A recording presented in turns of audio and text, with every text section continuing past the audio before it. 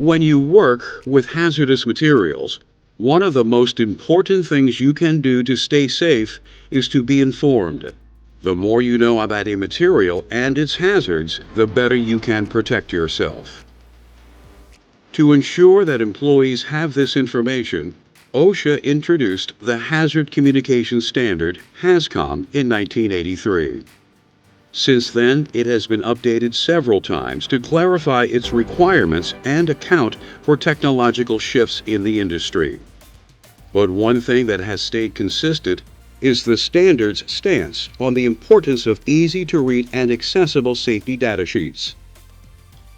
In this program, we'll discuss what safety data sheets are, the information they contain, how they are organized, as well as how you can use this information to protect yourself, your coworkers, and your job site.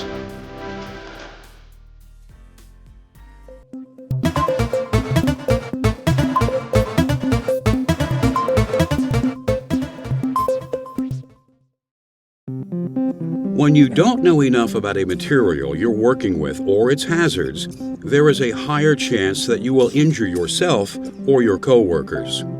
And if there is a spill or accidental exposure, knowing the emergency procedures that you should follow can be the difference between a speedy recovery and a life-altering injury.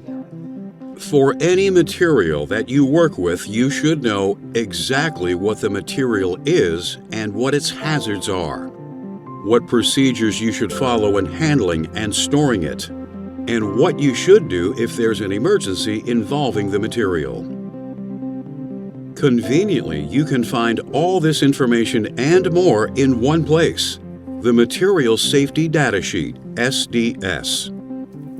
Under OSHA's Hazard Communication Standard, hazmat producers and distributors are required to provide safety data sheets for each of their products. The information that safety data sheets contain, and the way they present that information, is done according to the Globally Harmonized System of Classification and Labeling of Chemicals. This system, called GHS for short, was established by the United Nations to help people anywhere in the world get accurate information about hazardous materials regardless of what language they speak. It accomplishes this by standardizing how materials are classified, how their hazards and safety precautions are described, how those facts are conveyed, and how pictograms are used to indicate a material's hazards. GHS safety data sheets organize hazmat information about a material into 16 numbered sections, which always appear in the same order.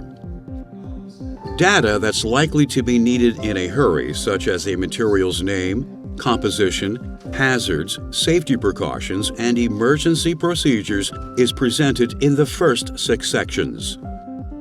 Information on safe handling and storage procedures is located in the middle of the SDS, followed by more specialized technical information toward the end. All of the data in GHS safety data sheets is presented using clear, non-technical language and standard phrasing. So it's easy for people who work with hazmats to get the information they need when they need it. Job sites that use or handle hazardous materials should keep their SDSs in a central location, so all workers have easy access to them. In some cases, job sites may store safety data sheets in a way that covers groups of hazardous chemicals that are used in a work area or a process.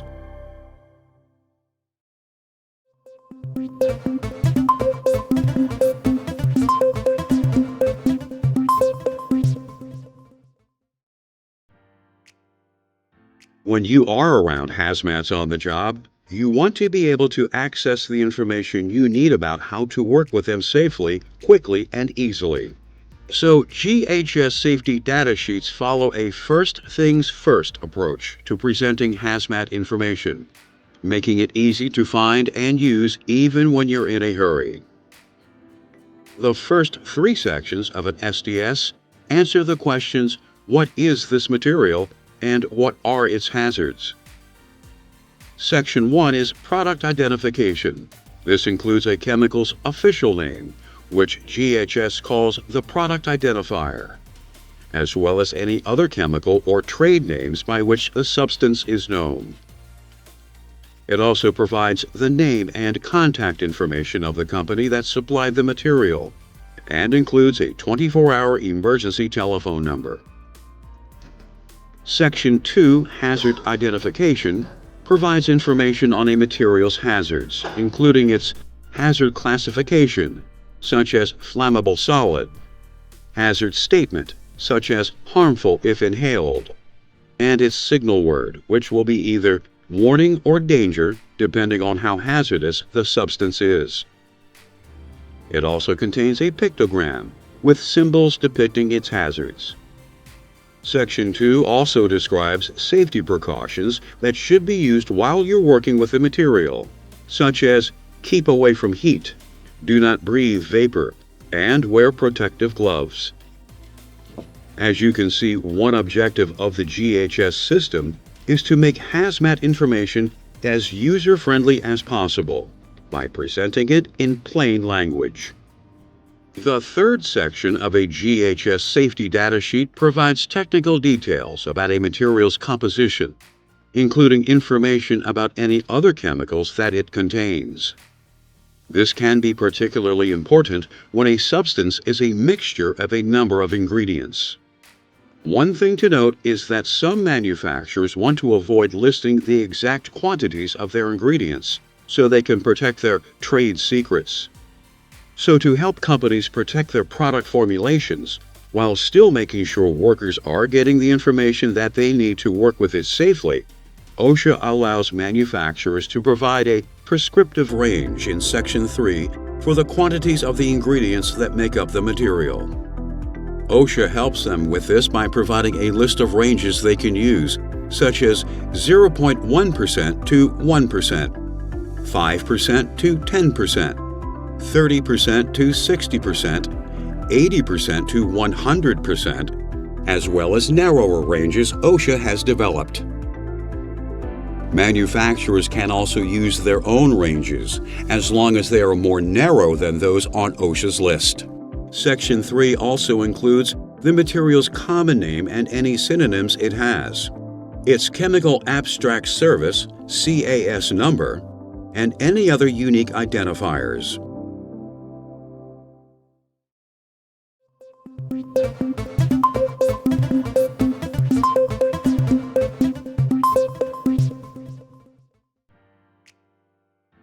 No one wants to think that they will be involved in a hazmat emergency, but the fact is they do happen, and being prepared is the best way to combat them and control the damage that can result. That's why Sections 4, 5, and 6 of a GHS safety data sheet contain information on how to handle different types of hazmat emergencies for the material. For example, if someone has been exposed to a hazardous material, you should turn to Section 4 for information on first aid measures. The directions are organized according to how the victim was exposed, from inhaling the substance, swallowing it, or through skin contact. It will also tell you whether the victim will require emergency medical assistance. If a hazmat is involved in a fire, Section 5 of its SDS provides detailed information on the firefighting measures that should be used with it. This includes what extinguishing agents are appropriate for the substance and which are not. It also offers information regarding any new hazards that the material can create when it burns, such as toxic smoke. Lastly, Section 5 describes the precautions, procedures, and protective equipment that professional firefighters should use when extinguishing a fire that involves the hazmat. When a hazmat is spilled or leaked, you'll want to go to Section 6 of its GHS safety data sheet, which discusses accidental release measures. In addition to emergency procedures and the safety precautions that should be taken in the event of a spill or leak, this section describes the methods, materials, and equipment that should be used to contain and clean up the substance. Instructions in this section can include things such as ventilate the area, Wear protective eyewear, gloves, and clothing. And dam and absorb spillage with sand, earth, or other non-combustible materials.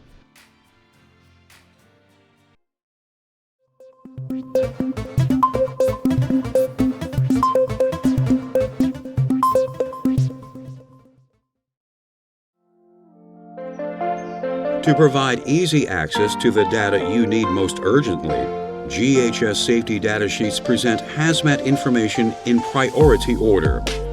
The first 6 sections of an SDS tell you what you'll want to know in a crisis when every second counts. But the best way to steer clear of hazmat injuries is by preventing emergencies from happening in the first place. So the information in SDS sections 7 through 10 describes the safe handling practices that can help you to avoid hazmat exposure incidents and spills. For instance, section 7 is titled Handling and Storage and includes the precautions that you should take when working with a substance, as well as the conditions that it requires to be stored safely. This section can include warnings such as avoid contact with skin, eyes, and clothing, keep away from ignition sources, store in a cool location, and keep away from combustible material. Section 8, Exposure Controls and Personal Protection, provides details about engineering controls and personal protective equipment, PPE, that you should use when you're working with a material. Engineering controls are mechanical safety devices that are incorporated into a job site to help prevent hazmat exposure. They can include things like ventilation systems, gas detectors, eye wash stations, and safety showers. The personal protective equipment information may state that working with some materials might mean you have to wear PPE such as rubber gloves, goggles, face shields, or a respirator. Section 8 of an SDS also specifies how much exposure to a material is safe and at what level it becomes dangerous. These benchmarks are known as permissible exposure limits, PELs, and threshold limit values, TLVs. Section 9 of an SDS lists a material's physical and chemical properties. Some of this information, such as what the substance looks and smells like, can help employees who are unfamiliar with a material tell whether an accidental release has occurred. Other data in this section, such as the temperatures at which a material melts or boils and its flash point, can help safety specialists create the controls and procedures that allow employees to work with the substance safely. Section 10 of an SDS contains information on a material's stability and reactivity, which can be very important in ensuring that the material is handled safely. Substances that are unstable or highly reactive may explode or undergo uncontrolled chemical reactions under certain conditions, or when they are combined with other incompatible chemicals.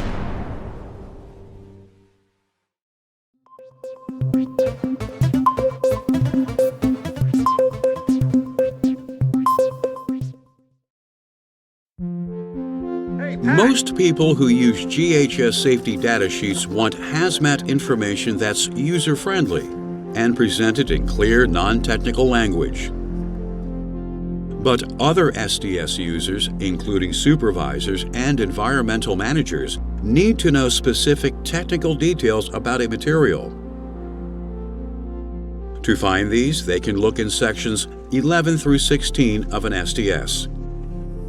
For instance, Section 11, Toxicological Information, focuses on the adverse effects that a hazardous substance can have on living things. This data includes how toxic a substance is, how it can get into the body, the symptoms of exposure, and the acute and chronic effects that it can have, including its potential to cause cancer. Section 12, Ecological Information, discusses the environmental impact a chemical can have if it leaks or spills. It describes how the material behaves when it is released into the earth, air, and water, how long it can remain in these elements, and what effects it can have on plants, wildlife, and other aspects of the environment. Section 13, Disposal Considerations, explains how a material should be cleaned up, as well as the precautions that should be taken when disposing of it.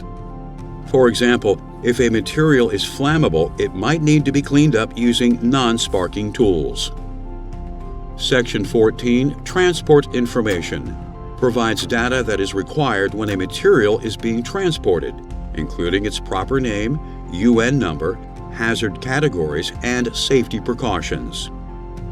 Section 15, Regulatory Information, lists any additional safety, health, and environmental regulations that apply to a product that have not been listed anywhere else on the SDS. And last but not least, Section 16, Other Information, contains data about a substance that doesn't fit into any of the previous sections, as well as specific information on how and when the SDS itself was prepared and revised.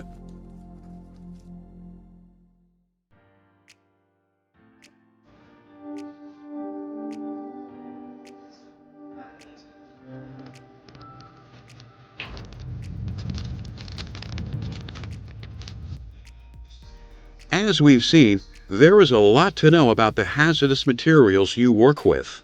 And the faster and easier you can find this information, the safer you will be. GHS safety data sheets provide you with information that is easy to access and easy to read. So you need to know where they are, what you can expect to find in them, and in what sections it's located. Let's review.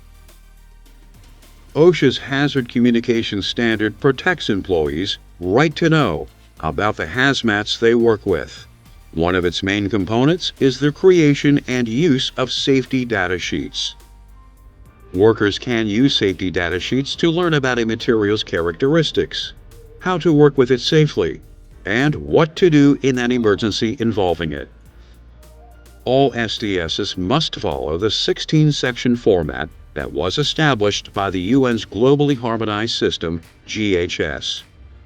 Sections 1 through 3 of an SDS give basic information about what the material is, its ingredients, and how to identify it. Sections 4 through 6 of an SDS describe emergency response measures that workers should take if there is a spill or accidental exposure. Sections 7 through 10 of SDSs set out the safe work practices and the personal protective equipment that workers should use to work safely with the hazmats on their job site. Sections 11 through 16 of an SDS give people like supervisors and environmental managers technical information about a material, such as its toxicology and potential ecological impact. Now that you know how to use GHS safety data sheets to find the information that you need to work with hazmat safely, you can help to create a safer job site and community every day.